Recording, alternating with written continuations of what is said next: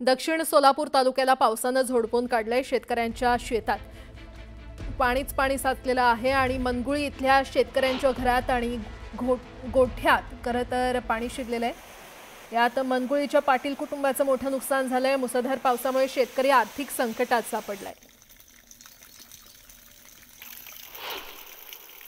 मनगुळी गावामध्ये अचानक मोठा मुसळधार पाऊस पडल्यामुळे गावा शेजारी शेत जी आहेत त्या शेतातील पाणी संपूर्ण गावात शिरलं आहे आणि ते पावसाचं पाणी संपूर्ण आमच्या घरासमोर साचून तळ्याचं स्वरूप त्याला आलेलं आहे।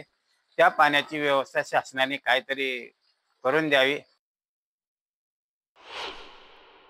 पाऊस पडल्यामुळे पाणी भरपूर आले, घरात पाणी शिरायला लागले। लहान लहान लेकरं आहेत, ते आम्ही राहायचं कुठं आणि सगळ्यांनी गावकऱ्यांनी आमची दखल घ्यावी।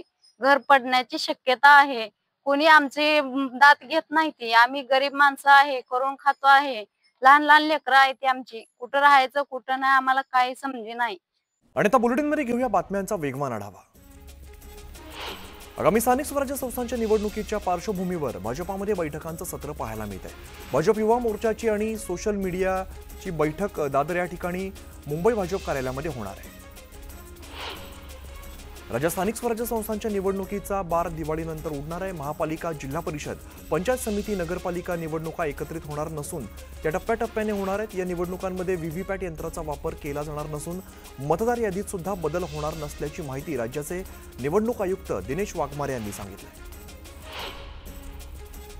चर्चगेट ते विरार दरम्यान पश्चिम रेल्वेने 14 ठिकाणी लोकलच्या वेग मर्यादा शिथिल केलेल्या आहेत। 24 एप्रिल ते 25 जुलै दरम्यान या मर्यादांमध्ये बदल करण्यात आला। यामुळे लोकल गाड्यांचा सरासरी वेग वाढणार असून प्रवाशांना आपलं नियोजित ठिकाण वेळेवरती गाठता येणार आहे। एसटी महामंडळाला आर्थिक अडचणीतून बाहेर काढण्यासाठी एसटी डेपो भाडेटप्प्यावरती देण्यात सुधारित धोरणाला राज्य मंत्रिमंडळाने मान्यता दिली आहे। सुधारित धोरणानुसार महामंडळाच्या जमिनींच्या भाडेपट्टा कराराचा कालावधी आता 60 वर्षांच्या ऐवजी 49 वर्षांच्या 2 टप्प्यात मिळून 98 वर्ष करण्यात आला आहे। JNPA मुंबई सागरी मार्गावरील अत्याधुनिक ई-स्पीड बोट सेवा आता 15 ऑगस्ट किंवा 1 सप्टेंबरच्या मुहूर्तावरती सुरू होणार असल्यामुळे माझगाव डॉक बिल्डर्स लिमिटेड या कंपनीनं सांगितलेलं आहे। उरण रेल्वे मार्गावरती 2.5 वर्षांपासून प्रवासी वाहतुकीला सुरुवात झाल्यामुळे JNPA मुंबई सागरी मार्गावरती प्रवासी संख्या रोडावली आहे। ओळवंदर गायमुख मार्गावरील खड्ड्यांच्या समस्येवरून उपमुख्यमंत्री एकनाथ शिंदे यांनी कानउघडणी केल्यानंतर ठाणे जिल्हाधिकाऱ्यांसह संबंधित यंत्रणा कामाला लागली आहे। एकही खड्डा राहता कामा नये आणि पुन्हा खड्डा पडता कामा नये या तत्वावरती शुक्रवारपासून 3 दिवस 24 तास या मार्गावरती काम हाती घेण्यात आले आहे।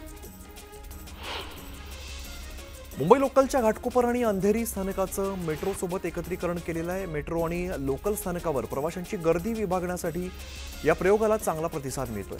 वर्षाच्या अखेरीस किमान 4 नवीन मेट्रो मार्ग अंशतः सुरू होणार आहेत। त्यामुळे उपनगरीय रेल्वे स्थानकांना मेट्रो सोबत जोडण्यासाठी लोकल स्थानकांचा सर्व्हे केला जाणार आहे। बेस्ट वर्कर्स युनियनच्या वतीने आज दुपारी आझाद मैदानात मोर्चा काढण्यात येणार आहे। बेस्ट उपक्रमातून 1 ऑगस्ट 2022 नंतर सेवानिवृत्त झालेल्या 4.5 पेक्षा अधिक कर्मचाऱ्यांना ग्रॅच्युटी आणि इतर देणी तातडीने देण्यात यावीत या मागणीसाठी मोर्चाचं नियोजन करण्यात आलं आहे। वाढवण बंदर आणि समृद्धी महामार्गांना फ्रेट कॉरिडॉर या द्रुतगती महामार्गाने भरवीर या ठिकाणी जोडण्यात येणार आहे। या 104 किलोमीटरच्या महामार्गास मंगळवारी मंत्रिमंडळाच्या बैठकीत मंजुरी देण्यात आली आहे। या प्रकल्पामुळे विदर्भ आणि मराठवाड्यातील औद्योगिक तसंच कृषी माल थेट समुद्रामार्गे जाण्यास मदत होणार आहे।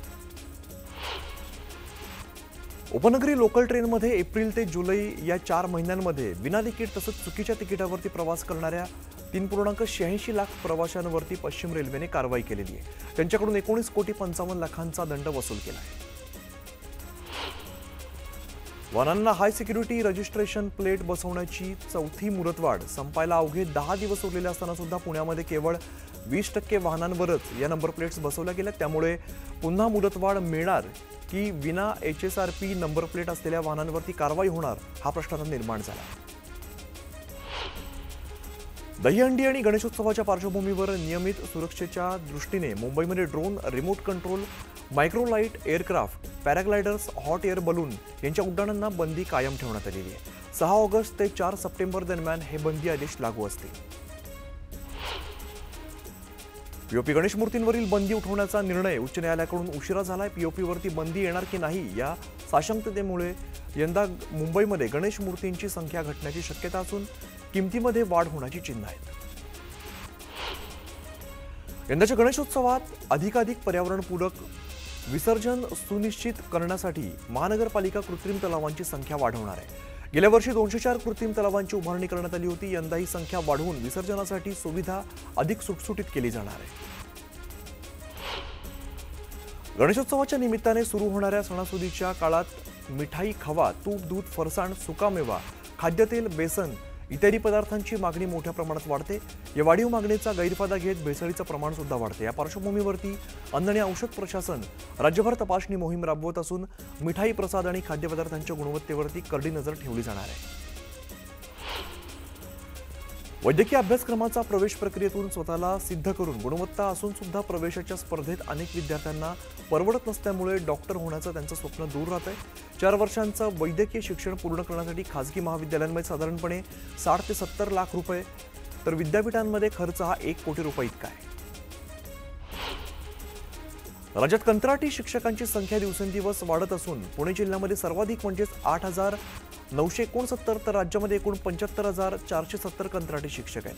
गेल्या वर्षीपेक्षा यंदाच्या वर्षी कंत्राटी शिक्षकांच्या संख्येत 7.2% वाढ झाली आहे. मुंबई विभागातील सर्व शाळांनी स्वातंत्र्य दिनी 15 ऑगस्टला सांस्कृतिक कार्यक्रमांचं नियोजन करावं. यावेळेला राष्ट्रगीतासोबत राष्ट्रगीताचं गायन बंधनकारक आहे. 15 ऑगस्टला सुट्टी देणाऱ्या शाळांचा मुख्याध्यापकांवरती कारवाई केली जाणार अशा सूचना विभागीय शिक्षण संचालक राजेश कंकाळ यांनी केल्या.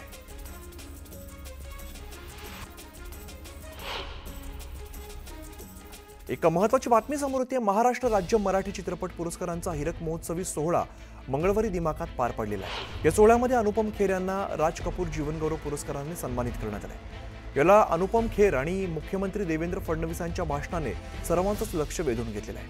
अनुपम खेर यांनी पुरस्कार प्राप्त झाल्यानंतर केलेल्या मनोगतामध्ये मी पुन्हा येईन वरून भाष्य केलेलं आहे. 30 वर्षांनंतर आपण इकडे असून आणि तेव्हा मी पुन्हा येईन आणि तुमच्याकडून पुरस्कार प्राप्त करेन असं अनुपम खेर म्हणालेले आहेत. दरम्यान यावरून मुख्यमंत्री फडणवीसांनीही मिश्किल भाष्य केलंय. मी पुन्हा येईनचा कॉपीराईट माझ्याकडे आहे, मात्र मी त्यांना हा कॉपीराईट देण्यास तयार आहे असं फडणवीस म्हणालेले आहे. दरम्यान फडणवीस आणि अनुपम खेर यांच्या वक्तव्यानंतर उपस्थितांमध्ये एकच हशा पिकलाय. पाहूयात पुरस्कार सोहळ्यात नेमकं काय घडलंय. मैं अभी भी सोचता हूं कि आज मैं 70 साल का हूं, मैं तो इतना बूढ़ा लगता ही नहीं हूं. तो मुझे इस लाइफ टाइम अचीवमेंट अवार्ड से कोई परेशानी नहीं, मगर मेरे हिसाब से मैं अपनी जिंदगी के करियर में अभी इंटरवल तक भी नहीं पहुंचा हूं.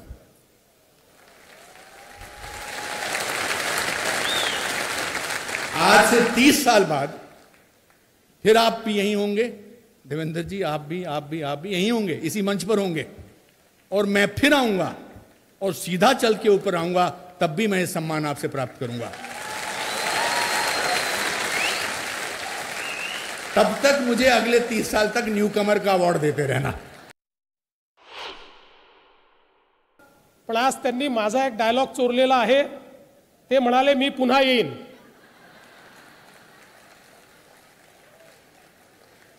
याचा कॉपीराईट माझ्याकडे आहे, पण काही हरकत नाही, मी तो कॉपीराईट त्यांना निश्चितपणे देण्याकरता तयार आहे.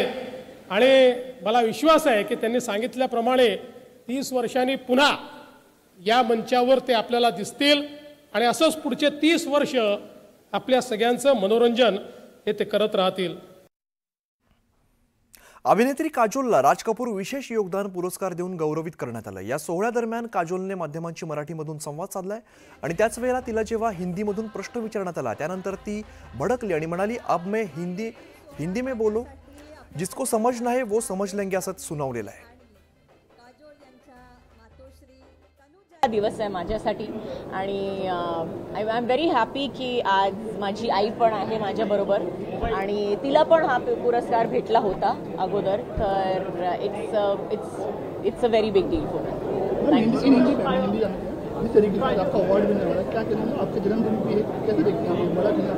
अभी मैं हिंदी में बोलूं, जिसको समझना है वो समझ लेंगे. आता बघूया उर्वरित वेगवान बातम्या. संरक्षण मंत्री राजनाथ सिंह यांच्या अध्यक्षतेखाली संरक्षण अधिग्रहण परिषदेने मंगळवारी सुमारे 67,000 कोटी रुपयांच्या विविध खरेदी प्रस्तावांना मंजुरी दिली. तीनही सशस्त्र दलांची कार्यक्षमता वाढवण्यासाठी केंद्र सरकारने हा निर्णय घेतल्याचं संरक्षण मंत्रालयानं म्हटलंय. मालेगाव बॉम्बस्फोट प्रकरणात निर्दोष सुटलेले 7 आरोपींविरोधात उच्च न्यायालयामध्ये किंवा सर्वोच्च न्यायालयात अपील करण्याबाबत महाराष्ट्र सरकारकडून अद्याप कोणताही प्रस्ताव प्राप्त झालेला नाहीये. ही माहिती शासनाच्या कायदा आणि न्याय विभागाने आरटीआय अंतर्गत दिली आहे. आयएस अधिकारी तुकाराम मुंडे यांची राज्य सरकारने पुन्हा एकदा बदली केलेली आहे. असंघटित कामगार आयुक्त असलेले मुंडे यांची बदली आता दिव्यांग कल्याण विभागाच्या सचिवपदी करण्यात आली आहे. बेरोजगारीचा मुद्दा देशभरात चिंतेचा विषय असतानाच 2015 पासून PMKVY अंतर्गत देशभरामध्ये 1.6 कोटीपेक्षा अधिक युवकांना प्रशिक्षण दिलं जाणार आहे. मात्र 24.3 लाख युवकांना नोकरी मिळालेली आहे. म्हणजेच प्रशिक्षित युवकांपैकी 15% कमी जणांना रोजगार मिळाला आहे. मुलुंड डम्पिंग ग्राउंडची क्षमता संपुष्टात आल्यामुळे 2018 मध्ये महापालिकेने इथल्या कचऱ्याची विल्हेवाट लावून जमीन पुन्हा मिळवण्यासाठी प्रकल्प हाती घेतलेला आहे. मात्र डम्पिंगवरील 70 लाख मेट्रिक टन कचऱ्यापैकी मागील 6 वर्षात 32 लाख मेट्रिक टन कचऱ्याची विल्हेवाट लावण्यात आलेली आहे. वाहन विमा पॉलिसी संपल्यानंतरही लोक रस्त्यावरती वाहनं चालवतात. ही सवय बदलण्यासाठी आणि रस्ता सुरक्षा सुधारण्यासाठी केंद्र सरकार मोटर वाहन कायद्यात बदल करणार आहे. रस्ते वाहतूक मंत्रालयाने विमा नसलेल्या वाहनांवर मोठी कठोर नियम प्रस्तावित केलेले आहेत. त्यानुसार जर एखाद्या व्यक्तीने विमा नसलेलं वाहन चालवलं तर त्याच्यावरती 5 पट दंड आकारला जाणार आहे. महाराष्ट्र स्टार्टअप उद्योजकता आणि नाविन्यता धोरण 2025ला मंत्रिमंडळ बैठकीत मान्यता देण्यात आलेली आहे. या धोरणामुळे राज्यामध्ये येत्या 5 वर्षात 1.25 लाख उद्योजक घडतील आणि 50,000 स्टार्टअप सुरू होतील. भारतीय दूरसंचार विभागाने देशभरातील सुमारे 4 लाख सिम कार्ड ब्लॉक केलेली आहेत. हे सिम कार्ड्स खोटी कागदपत्र वापरून किंवा नियमांचं उल्लंघन करून वापरली जात होती. एका व्यक्तीच्या नावे 9 पेक्षा अधिक सिम कार्ड नोंदवली गेली होती किंवा ज्यांची नोंदणी चुकीची असल्याचं आढळून आलेलं होतं.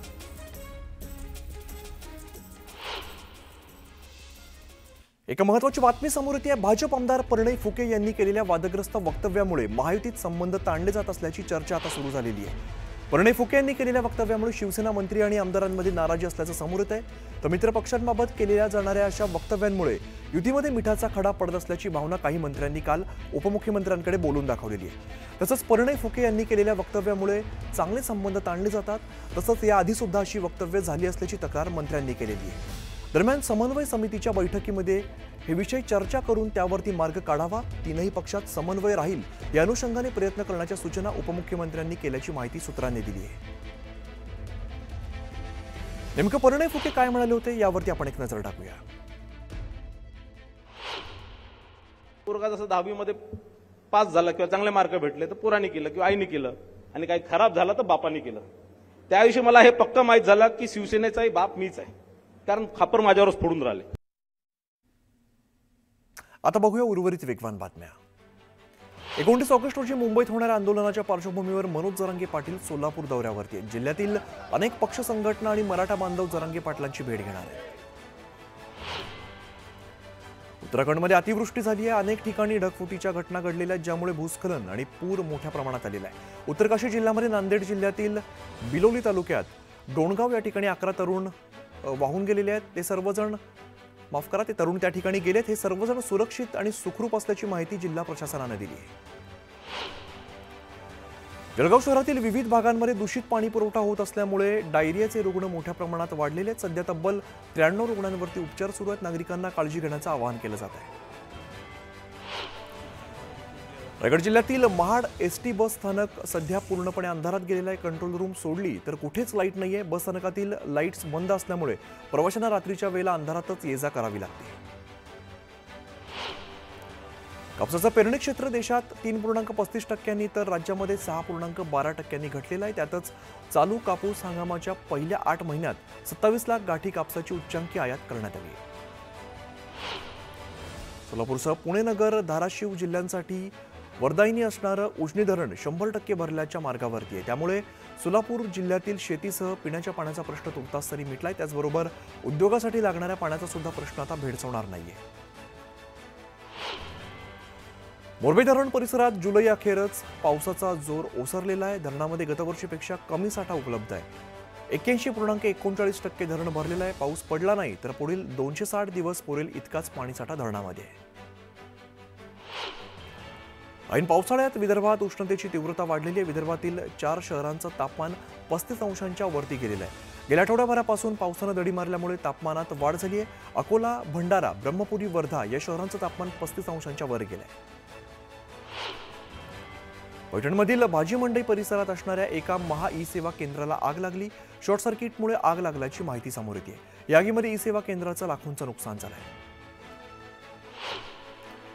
धरणगावच्या पाळधी गावातील रस्त्यांसाठी काँग्रेसने ठिय्या आंदोलन केलंय. बीडीओ कार्यालयात 2 तास आंदोलक ठाण मांडून बसलेले आहेत. गटविकास अधिकाऱ्यांनी पत्र दिल्यानंतर हे आंदोलन मागे घेण्यात आलं.